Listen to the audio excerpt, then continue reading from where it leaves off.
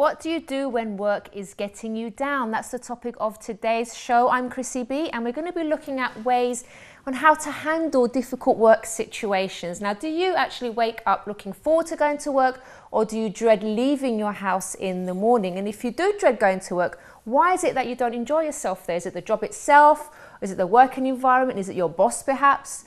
So maybe even you're underappreciated and you don't feel like you're being recognised for all the hard work you do. Do tell us about it. It's a live show, so you can give us a call on 020 7686 6300, and you can also email chris@chrissybshow.tv. Now, we're going to be looking at various problems that arise in the workplace and the best way a person can deal with them.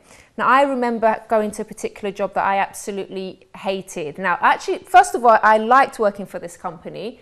The job wasn't that great or fulfilling, but I really liked my boss. We got on really well, and it was a really lovely working environment. As soon as he left and got replaced by someone else, I absolutely hated going into work. He was a bit of a bully, wasn't very nice to me, was very demanding, and I just did not enjoy the job anymore, and I actually left in the end. So I know sometimes it can actually be just because people don't like the boss. You might like the job, but not the boss very much. So do share your opinions, 020 7686 6300. Now, my guest tonight, our business counsellor, Anton Smith, who worked as a CEO for many years and dealt with all kinds of work issues.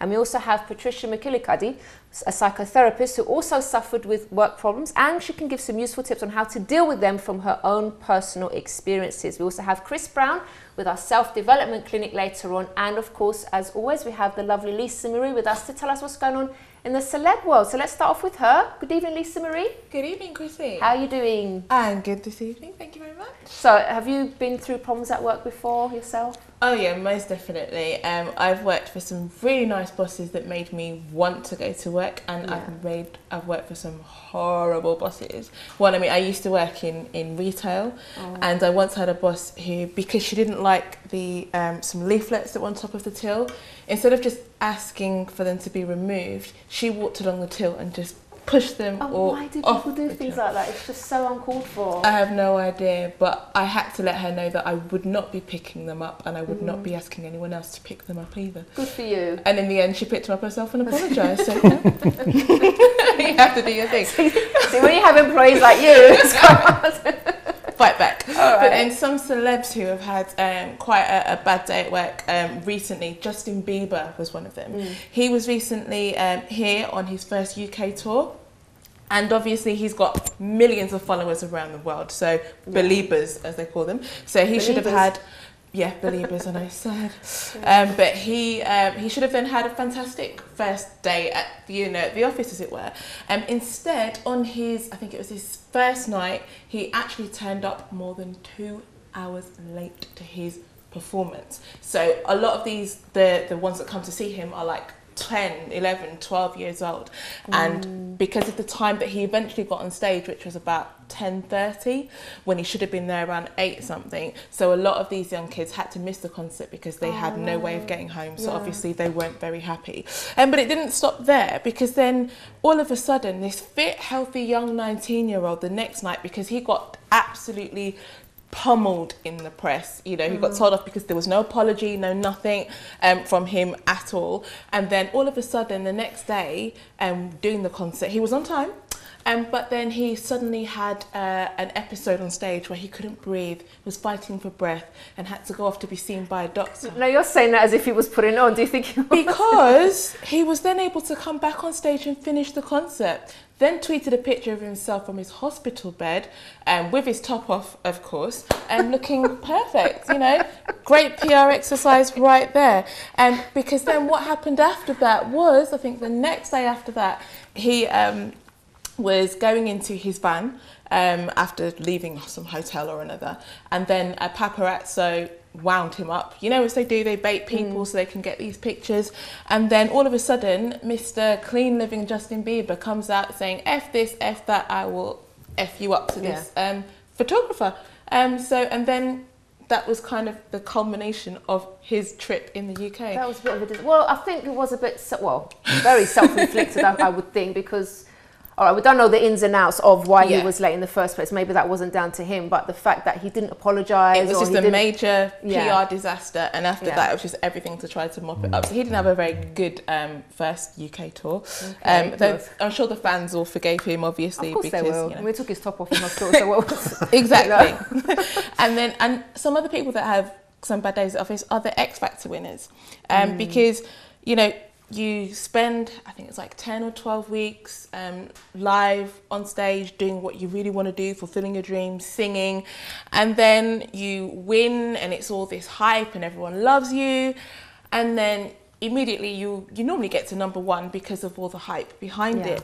Then after that, it's like, if you do not get it like this, free fall. So even a few people, I mean, I picked up the name Steve Brookstein. He was the first winner of X Factor. I remember him. He was with Simon Cowell, wasn't he? Yeah. Yeah. But nobody knows where he is, who he is, what he's doing now. He got forgotten. But he was just sort of the nice guy next door. He didn't really look like sort of celebrity material, but I mean, he could have been. But then you have like recently Matt Cardle won 2 years ago. Yeah, what happened to him? He's just been dropped by his record label. You have so Little Mix and James Arthur, who are the newest winners of the X Factor. You just wonder, really, what's in store? Because it seems that there's kind of like a little bit of almost a curse for them, because you have the ones that normally don't win the runners are the ones that sometimes do better. So you've got like One Direction, who they didn't win the X Factor. They were put together by Simon Cowell on the X Factor, and now they've got like best-selling albums in the US and in the UK, and it's notoriously difficult for British artists to make it in the US as well. So that's absolutely. So what do you think? Mistreated by management? Possibly. Bits and pieces, because it is a real cutthroat industry. If you don't make it, and if you're not giving back instant results. I mean, years ago it used to be you were given time. They developed artists, they put money into it. With the rise of like social media and people changing their likes as quick as like they change their socks, record industries, they want big returns and they want it quickly. So if you're not doing it, on to the next. I do have one more for you, because Britney Spears, as we well know, she did have like a rather public meltdown at work, and that just shows that the pressures can get to you no matter who you are, what your status. If you know, the straw that kind of breaks the camel's back, and for other people they can kind of do it behind closed doors. For poor Britney, it was quite public. So we had the hair shaving, we had like the trying to attack the paparazzi with the umbrellas, getting taken to hospital in an ambulance, all played out on the big screen. And you know, it's there as well for her children to see, her family to see, and her dad was actually given like temporary guardianship over her to like make all her business decisions and everything like that until she could prove that she was well enough to do that again. Yeah, so it's like you said, no one's free from it, right? Anyone can have a bad day at work. Anyone can. Or bad year at work even, because some people that put up with difficult work situations for many years. That's it. Some people are too afraid to speak out depending on the situation. Okay, so we have some emails as well, for some Facebook comments actually from people, because we asked the question, you know, have you gone through any difficult situation at work, and what's the worst situation you've been through? We had a couple of comments, didn't we, Lisa? Yep, we had Serena, who said, my most difficult situation I have been in was getting a senior position over people who thought they had been in the job longer than me, so deserved that position. It was always a problem to delegate jobs to them or train them how to do the work properly, and one man refused to be told or asked what to do by a woman. Oh, not nice. Well, let's bring Anton into this. Good evening, Anton. Hi. How are you doing? Nice to be back. Anton's been with us before. I'm sure you remember when he was on the last time. So if you can briefly tell the viewers what you do, just so for those that maybe didn't see you last time. I'm a business counsellor, which is basically the work of helping people through either startups or existing businesses in helping them develop and so on. And that can be in any sort of area. It could be management, it could be finance, it could be marketing, it could be human relations, and our guest tonight is about human relations, you know, the HR stuff and so on. But I spent about 30 years in the packaging industry as a CEO most of the time, and saw many examples of what I would call the denigration of staff. I worked for some companies where there was true motivation, true delegation, empowerment of staff, but that was the rarity rather than the norm. That's a shame, I have to isn't say. it? Yeah. Well, yes, it is. You know, and what I detected from so much of it was that companies are run by a lot of very insecure people who actually, and there's some research on this to back it up, who actually want to rise to those positions in order to control other people because of their own insecurities. That is such an interesting point. Can you give us some examples after the break, Anton? Yeah, I'd means, love yeah. to hear, Sure. because that really does make a lot of sense, because Yeah. sometimes we're thinking, this manager's so horrible, this boss is so horrible, but if they are treating people that way and they are sort of, you know, behaving in that way, there is a deeper issue there. It's not just they're just horrible. And I don't believe anyone's just not nice and not a nice person for no reason out of the blue. They're the product of the environment, their environment, how they grew up, and all those other things. Their own issues, their own insecurities. But we're going to be hearing about that after the break. So if you want to participate, you can email Chris at chrissybisha.tv, and maybe you would like to share like an experience maybe that you had at work that was difficult for you, or maybe you were the boss and you were having to deal with maybe difficult employees. You do give us a call on 020 7686 6300. Join us after this.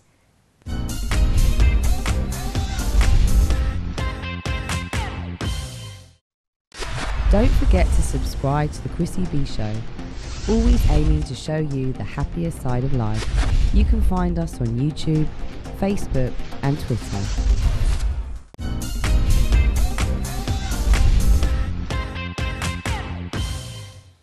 Welcome back to the Chrissy B Show, and we're speaking about what to do when work starts to get you down. And if you are having problems in your workplace, this is a show to watch tonight, because we're going to have all sorts of advice. We have our expert here, Anton, and we did hear before the break an interesting email of someone that she got promoted. Yeah. And she was working there less time than her colleagues, and then she experienced like this jealousy in the workplace, and then people not really wanted to listen to her because they were jealous that she got promoted. That's quite a difficult situation to deal with, isn't it? Very, and I described it in the break as as a form of almost reverse bullying, because it's someone who's been promoted above others who felt maybe that they had a right to be promoted to that position as well. Whether that was the case or not, that's what they felt. Yeah. So many of these situations in work arise because, in my view, work culture is, if you like, anti-empowerment almost to a certain extent in many companies. By that I mean that we go into work, all of us, in some form or another, with a set of skills which vary from individual to individual. We have one of the most important things, I believe, in human existence, which is creativity and innovation. We all have that ability to do that, and so on. When managers, when boards of directors treat people as resources and play the numbers game, what they're actually doing is they are cutting out a whole range of human experience which could actually benefit their company. The other factor that I mentioned before the break was the situation where so many leaders, so-called, in my opinion, arise to that position as the result of their own insecurities, that they feel they need to be in a position of power in order to feel important, to have self-esteem, and all those sort of things. Unfortunately, what they do is they confuse what I consider to be the art of management, which is getting the best out of people, with control. And when you get a situation where control is operating, you are actually sowing the seeds of a huge range of dissatisfaction of at various levels and of different sorts. Because people then become frightened to be innovative, they are scared of standing up for themselves. They become passive when bullied, and they feel completely powerless.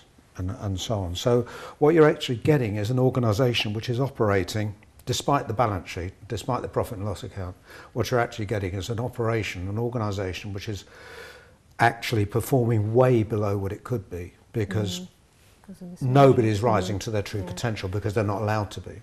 I think sometimes it's quite difficult for management as well, because it's not easy to lead people, and it's not easy to manage a group of people. And sometimes managers do get it wrong because they want to, obviously they've got that pressure on their head that they have to do well, that they've got results, they have to bring results for the company.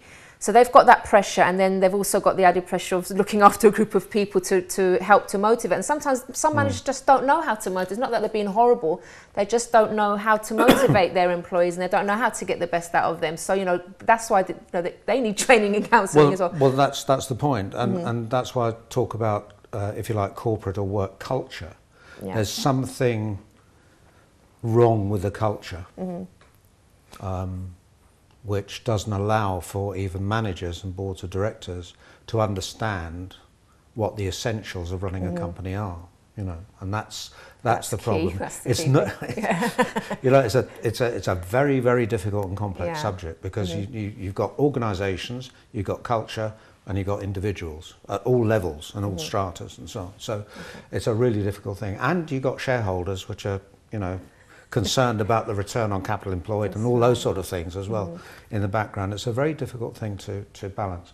But I would recommend anybody who's interested in this area to look at a website called Healthy Companies, which is based in Washington, and that was formed as the result of some really intensive research into what made a truly successful company, which in terms of return on capital employed, i.e. profitability, and also in terms of the way they balanced relationships with all the other. So what's it called? Healthy Companies? Healthy Companies. Healthy Companies. Healthy Okay, that's a nice one to look at. yeah. And so we've just got a caller. Let's take this call first of all. Good evening.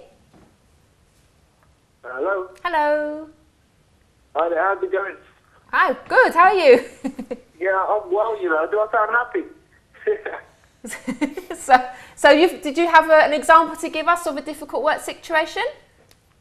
Yeah, I mean, sometimes when, because I work in a school, and obviously when you're working with young kids, they can sometimes get on the wrong side of you. But also you have to just remember, when you have a down day, that these kids are coming from different backgrounds, you know what I mean? So like their situation's different to yours, so you can't always, you have to stop and think, actually, you know what? Their background probably is tougher than mine. That's why they're acting like this, you understand? Yeah. Sure. Have you ever taken it personally though, when maybe they act up? You take it personally, or are you quite understanding? No, you can't take it personally. You can't do it, because we were at school once, you understand? We were at school, and we were jokers once, or whatever our backgrounds were. We sometimes played classroom tricks. Yeah. So that's why you can't take it personally. When you're a professional, you can't take it personally. You have to think, oh, this is my job, and I have to. How do you deal with it then? Sometimes, you know what, you have to laugh. You have to laugh. Serious. Sometimes you have to laugh. Serious. Because smiling makes your day better, you see. Yeah. It does. Smiling makes your day better. And if you get yourself down each and every day, what's the point? You ain't doing yourself any favours. Sometimes you have to think, you know what? I actually have got food at home. You know what I mean? You have to think, actually, you know what? I actually have got clothes to put on, and vice versa. And I've actually got a job. So, in essence, things ain't too bad. You hear what I'm saying? Yeah, I understand. So you keep positive. That's really good. That's it. I haven't been able to fully catch what everyone's been saying. What has been the response in general so far? What's the overall response to this topic? Of most people like stay negative. If you have a bad day, go crazy. Most people, well, according to people that we've asked, everyone's, I think, has had bad situations at work. But like you're saying, it's the way we deal with them sometimes that really makes the difference. If we're going to sort of crumble and get depressed about everything, then it's not going to work, is it? But if we keep a positive attitude, because there's always help out there. Even if you are in a job maybe that you love and you don't like your boss very much, there's always help. There's always people that you can talk to. Isn't it, Anton? Yeah, I mean, very, very much so. I mean, there's a whole range of support. I mean, I would always recommend somebody in the workplace to, if it's in a professional setting, to join a union like Unite, because they offer a huge number of strategies or support rather, and strategies to deal with the sort of thing that Yeah. people experience at work, you know, and it could be just sort of people feeling uneasy, feeling lacking in confidence, and there is counselling available to people, you know, there are employee assisted programs and various things like that. You know, there is plenty of support, you know, nobody needs to feel alone in these situations. Right. All right, thanks very much for your call, and do keep watching. Thank you. All right, see you. Yeah, so it is difficult sometimes because I think people tend to feel like they're by themselves, that maybe they're the only person going through this situation at work, or they're scared to maybe say something because if they do, is it going to affect their job? Is it going to make that relationship worse as well? But let's just quickly take another call and then we'll carry on. Good evening. Hello. Hello, what's your name? Jamie, hello. Hello. How are you? I didn't catch your name, sorry. Jamie. Jamie? Yeah. Okay, what did you have to say about this topic? I don't know, I've just been thinking about it, and I think that it's really easy to sort of get down when you're at work if you're not with the right people or it's not the right environment. So I think it's really important just to... Do you enjoy your work? Do you work at the moment? I do at the moment, yeah. I'm enjoying it at the minute. I haven't always, though. So you say you haven't always? No. Okay. Did you do anything positive to change that, or what actually happened that now you're enjoying it whereas you weren't before? I think it was just the same people sort of getting me down, and I actually went and spoke to them and told them how I felt. Was it management or? Yeah. Okay. So you were actually brave enough to actually go and approach them and talk to them about it? Yeah. And how did they take it when you spoke to them?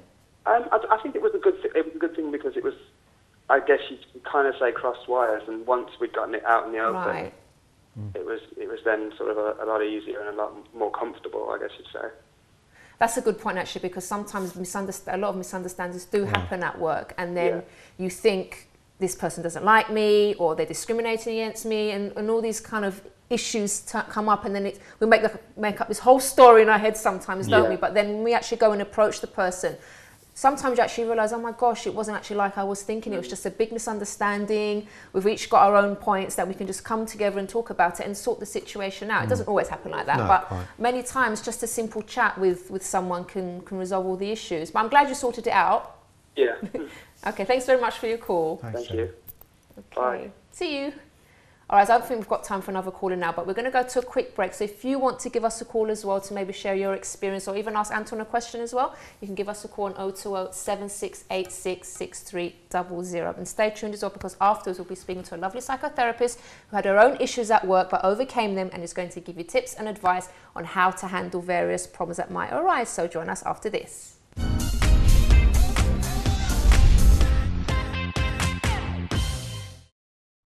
Don't forget to subscribe to the Chrissy B Show, always aiming to show you the happier side of life. You can find us on YouTube, Facebook and Twitter.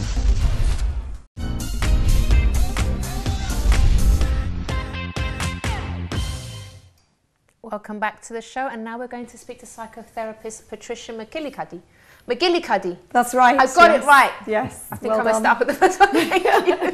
Just as it's written, Chrissy. How are you doing? Yeah, I'm doing well, thank you. And yourself? I'm very well, thank you. Good. Now, you've had your fair share of issues at work, haven't you? I have, Can you tell us a bit about that? Well, there's one situation which I was in a workplace I'd just begun, and I went into the organisation, and the room that I was going to be working in was less than what I'd expected. You know, it had plastic bags in it and piles of books and stains on the carpet, and I thought, this isn't a psychotherapy room, this isn't a counselling room that I can actually work in with clients. So I'd asked if I could change it and, you know, give it a makeover. And I went ahead and I really got on with it, and was kind of, I suppose, saying a few things at the same time, like how could it have got into this state and in the first place. And the manager, I guess, was the person who was in charge of that, and maybe, you know, me making this big change and this makeover on this room perhaps affected her insecurity, or her security, how she felt about herself, so she began to feel insecure. She asked for a meeting with me after work, and I thought, well, that's okay, I don't mind having the meeting after work. I think it's something like that is I think it's quite a nice thing to do. I'd love it if I hired someone and they decided to start sort of doing a little bit of a makeover, because maybe there's some things that you haven't got time to do yourself, and then you've got this eager person that's just come in and like to change something. So it's the way people see things differently, don't they? Yeah. So, she asked me for this meeting, and we had the meeting, and during the meeting she was questioning how I worked, and I was there. I mean, with counselling and psychotherapy, there are so many different theories, and this organisation was based on person-centred theory, which means that you work with what the client's bringing into the room, and you talk about what's going on today. And then there are other theories, psychodynamic, transaction analysis. You can go on the internet and Google it, have a look. I have 3 theories. I work as an integrative counsellor, but I went into the organisation working as a person-centred counsellor. And during that meeting, she was asking me why I wasn't working psychodynamically. You know, we work psychodynamically here, and I said that wasn't the basis I joined the organisation on. She was very, very aggressive and really stared me down at one point. You know, it was like, I'm quite a confident person in my life now, but through bullying, I'd come through a lot from my past from being bullied, and so in this situation I'd worked through quite a lot, and I kind of made a decision that I would take it further. I would, you know, go on further, and I was going on holiday, and it was an awful situation to actually leave work that night, on the Friday night, and go away for a week. And she actually knew that, didn't she?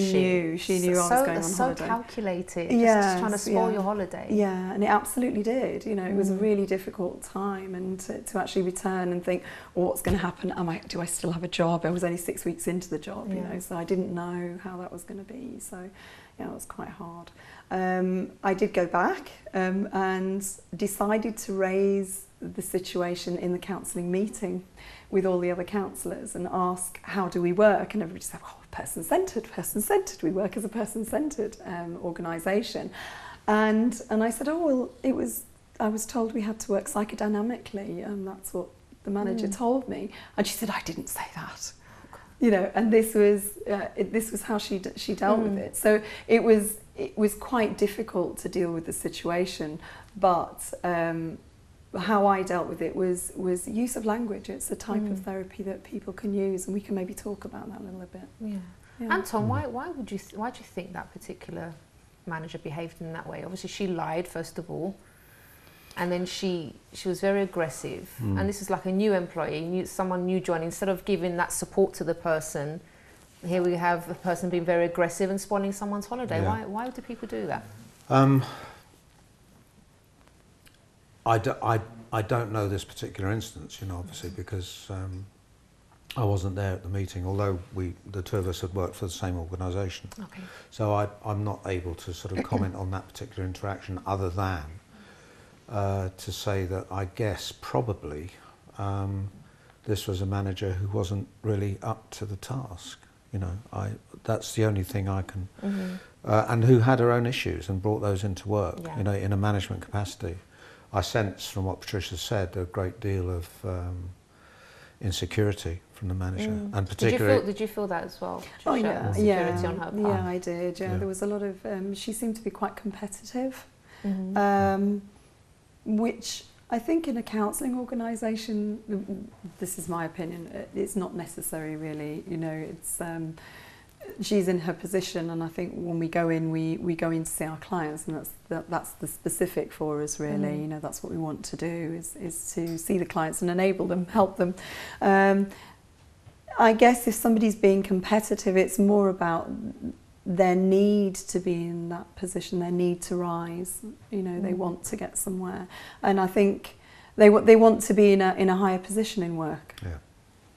Yeah, some people do and some people don't. Some people are happy being where they are. Threatened, and they want the position, and they'll basically do anything and try and drive a person out. It's just such a sad situation. It comes back to what I was saying earlier on in terms of people, you know, there's research that shows from 20 years ago that leaders do tend to, a lot of leaders tend to rise from people who feel insecure about themselves and they want that powerful position in order to exert power, but it doesn't necessarily make them good managers, and very rarely does in actual fact. I'd like to hear from both of you maybe a few tips on what a person should do if they are being bullied at work and they are being mistreated. But let's just take this call if they're still on the line. Good evening. Hello, hi. Hello, what's your name? It's Alicia. Hi Alicia. So what did you have to say about this topic? Have you ever been in a difficult situation at work? I have, and you're talking about bullying, and I would say that I'm currently in a position where I sort of noticed someone being sort of penalised and in a way sort of picked on, and it's quite tricky because it's actually the manager that's the person that's sort of penalising this person. So it's difficult because although I'd like to step in and say, you know, I feel that this person's being treated unfairly, and in some ways I do if it gets to a point, but at the same time she's my boss and she pays my wages, so it puts me in a difficult position. Gosh. But what about the person that it's happening to? Are they going to do anything about it? That's the difficult thing, because I always try to encourage her to sort of, you know, pull my manager aside and say, you know, I'm getting treated badly. You know, I should get treated with more respect. And it's a shame because she does really lack in confidence. And as a person in my role, I'm confident, and she really isn't. And it's a shame because she should be, because she does her job very well. And it's not very nice to see and be around. And I think it really creates a bad work atmosphere as well, and it just creates tension.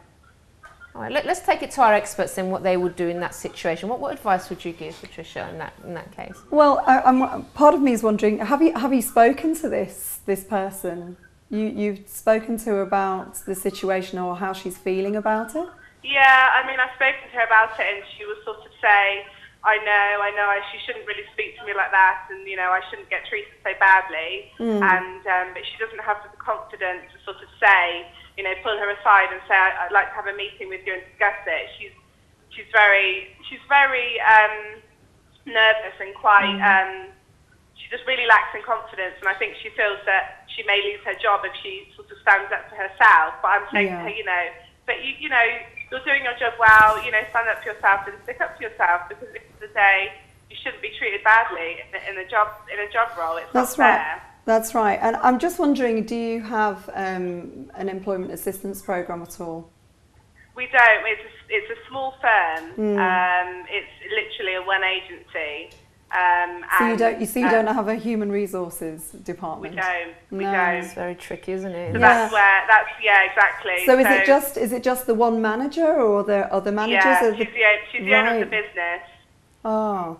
And so that's exactly, if there was a way of sort of taking it beyond that, it would be easier. But I have said to her, you know, you just need to sit down and speak to her and just say, you know, it's not on. But she just really won't, and she just says, oh, I'd rather just ignore it and just get on with it and just sort of try and avoid it. Yeah, that's what a lot of people do, and unfortunately, and then they end up leaving. And what this manager might not realise is that she's actually going to lose one of her resources, because this is somebody who obviously knows what they're doing, knows how to do the job, and you know, if she leaves, then this manager is going to have to find somebody else and train them up. Exactly. You know, there is a way of talking that can help both yourself and this other person, and it's using something that's called transactional analysis communication. And what there is there three positions. There's parent, adult, and child. And can you say in about 30 seconds, because we're going to go to a break? Yeah, okay, really quickly. Parent, adult, and child. So it sounds like this person's in the child position, and what she needs to do is move into the adult position. And what she can say is, when you do this, I feel this, and what I need from you is this. And if she can get it across like that to the person and kind of leave the feelings behind, but just put it into that kind of context, she might find that she brings the manager to the adult position, because it sounds to me like the manager is in a critical parent position, and she's just shouting down at this little child all the time. Yeah, thank you. All right, yeah, thanks so really much for your call, and I really wish her the best. Thank you. Thank you so much. Sounds Thanks hard. very much. Bye. It's difficult because when you have we're working for a big organisation, there's always someone that you can go to, or like there's always a manager above a manager. But when you're in a small company like that, or a small business, it's very, very hard when you are going through a problem. I think we need to do a whole other show on this because there's so much to talk about. Particularly with an owner manager, because you know they literally do hold all the strings. You know, they do. You know. Well, it's quite interesting because Anton and I are working on a project at the moment that we would love to talk to you about at some point. And it really is within the workplace. It is about how people are communicating with each other. Yeah. And if somebody, and also with this last caller, I mean, I'm just wondering if you're still watching out there.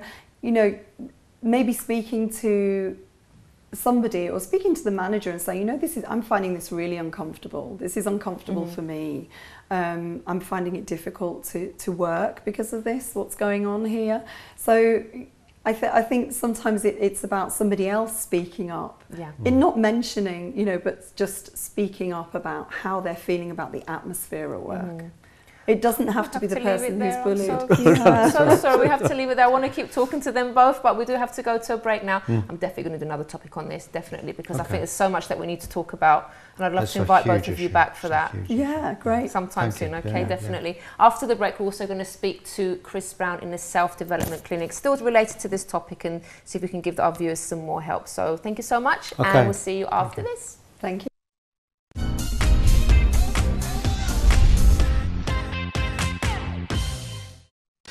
Don't forget to subscribe to the Chrissy B Show, always aiming to show you the happier side of life. You can find us on YouTube, Facebook and Twitter.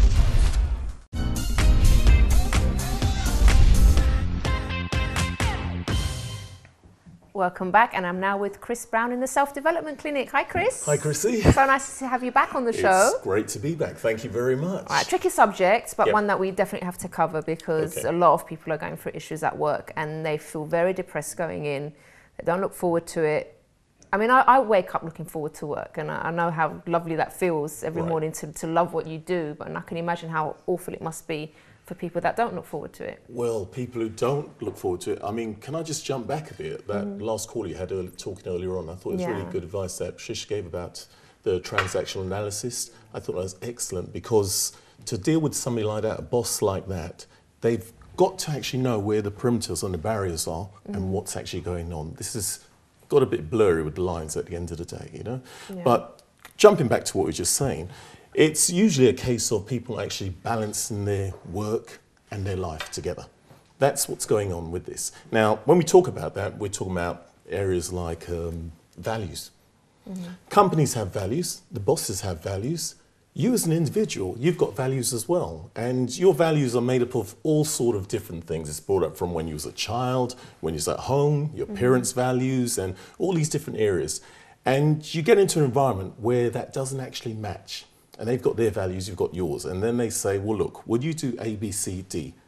And you're thinking, well, it's not something that I would normally do, but I'm being paid for it, I'll do it.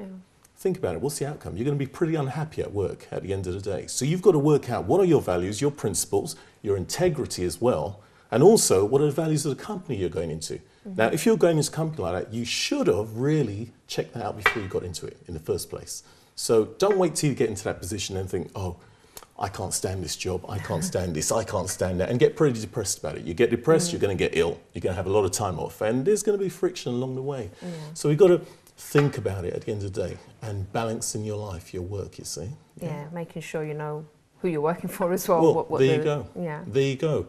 And another area which I wanted to mention was about the whole thing of your personality type, which is very similar in a way to what was just mentioned. Your personality type, you might be a person who's quite driven, right? It's funny because I did one of these tests some time back. Somebody said to me, why don't you do it, Chris? And it was a motivational map with this psychometric test. And it was telling what sort of person you are that fits in with your work and what sort of job you should be doing. And it came up with a title saying, well, Chris, you're meant to be like, what was it? Searcher, that was it. And it broke it down. It said that you've got to be a person who actually values the work, and also you've got to know that you're putting an input into it, and that's the only way you can enjoy it, and changing lives. And I thought, well, hang on, development, changing lives, this fits in exactly. And I thought, well, I could have done this before, some years back before. But looking at overall, it is about people working out who they are and fitting in with their job, because if you're not getting a balance of your work and your life, it's a no-win. It is a no-win. We mentioned earlier on, there was another area we were talking about engaging in your work as well. Now, let's think of an employer. An employee, you've got your employee there, and this employee says they had some kind of appraisal, and they said, oh, I really love my work. I love to get into it. I can't wait to get into work, and it's brilliant, and this is what I do. And when I go home, I take my work home with me, and this and the other. There's something wrong there. They might feel they're a great employee, but at the same time, I can guarantee you that there's not much happening in the home life. There's either something gone wrong there, and they're channeling everything into that. They're going to burn out at one time or another, or they're going to start reevaluating where are they and crash as well. So I don't want to be on the negative, but these are areas that you have to look at. And it could be the other way. You can look at that and say, oh, this person's very driven. They really work hard. But in a sense, that work should be kept to the workplace because there should be enough hours in the day to be able to get that done. If you're organised enough, you can get all your work done there, rather than having to take everything home. So on the surface, it looks good, but in reality, it's not. It's not that good, no. And in saying that as well, it actually works the opposite as well. You've got someone who's at work, the employee who's not really motivated in any kind of way, right?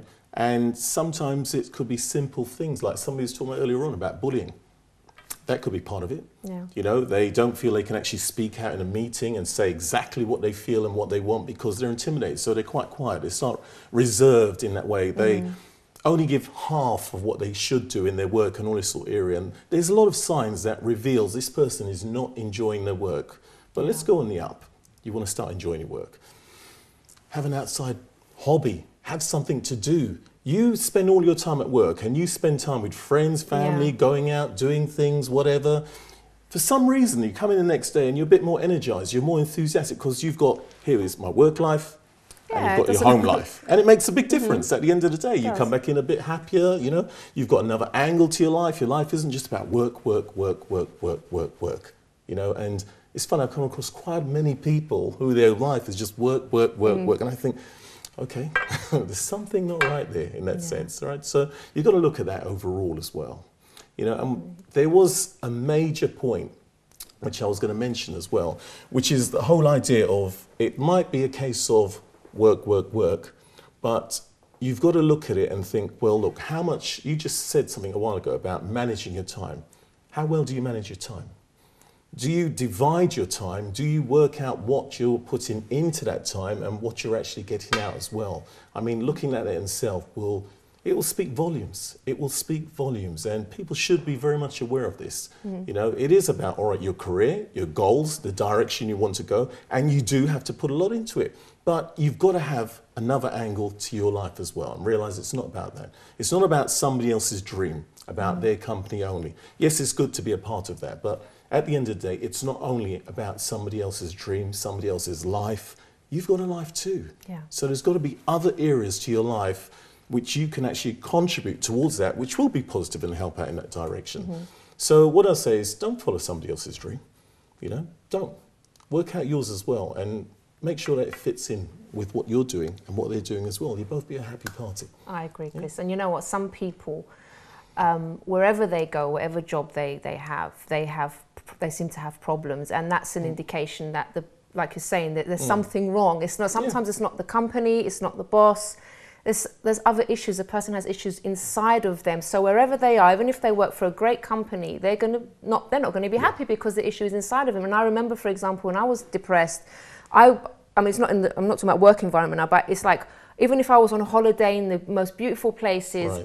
That environment was idyllic, beautiful, but inside I still felt like rubbish because the problem was inside of me. So wherever I was, it didn't make any difference, whether with nice people, with not nice people, Right. it didn't make a difference. So if you are going for that, maybe it's not the job that you're going for, that you have, that's the problem. It's not the workplace, it's not the boss, that's the problem. Maybe the problem is you, is inside of you. And if you don't deal with that, wherever you go, you're going to have the same problems all the time. So if you see it's a recurring thing, everywhere you go is the same problem, the same issues that you're having, I would look closer to home and, you know, get some help for that. Don't be afraid to open up and speak to someone about that, and you know, talk about it, because there is always a solution. I found a solution for the problems I was going through. You can as well.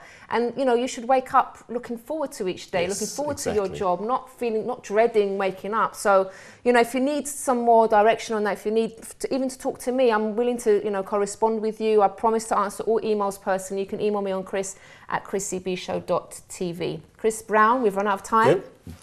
But you're back again next Monday, right? Yeah, I'm back next Monday. Okay, so with more self-development tips, right? That's right, okay. Okay, and the show also will be back on Wednesday, so do join us then. We're going to be talking about something very important as well. You are what you eat. And we're going to have a very nice chef coming on to prepare some things in the studio for us. And there's going to be lots of lovely things you're going to be watching, right? Oh, yeah. Yeah. Oh, yeah. Oh, yeah. So we'll see you again next time on the Chrissy B Show. Bye-bye for now.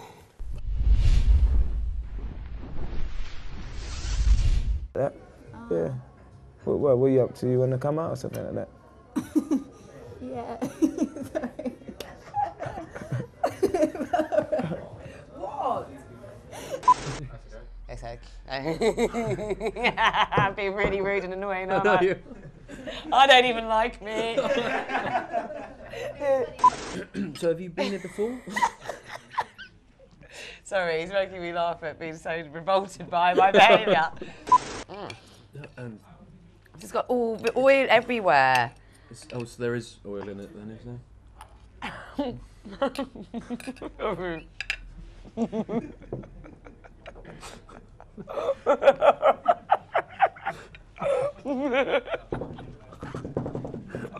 All right.